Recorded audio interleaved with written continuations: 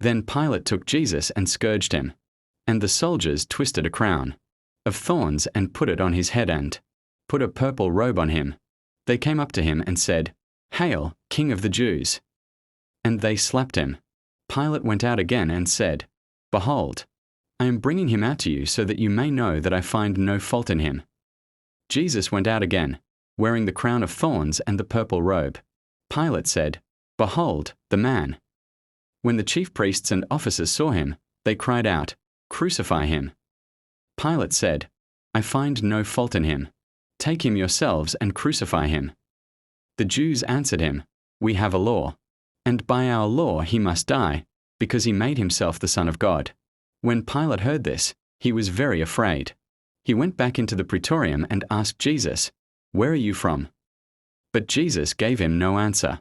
Pilate said to him, "Do you not know that I have authority to crucify you and that I have authority to release you?"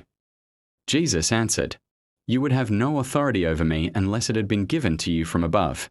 Therefore, he who handed me over to you has the greater sin." Pilate wanted to release him from there, but the Jews shouted, "If you release this man, you are not Caesar's friend. Everyone who makes himself a king speaks against Caesar." When Pilate heard this, he brought Jesus outside and sat down on the judgment seat at a place called the Pavement in Hebrew. And it was the preparation of the Passover, and about the 6th hour. And he saith unto the Jews, "Behold your king." But they cried out, "Away with him, crucify him." Pilate said to them, "Let us crucify your king." The chief priests answered him, "We have no king but Caesar." Therefore he delivered him up to them to be crucified at that time. Then they took Jesus, and led him away.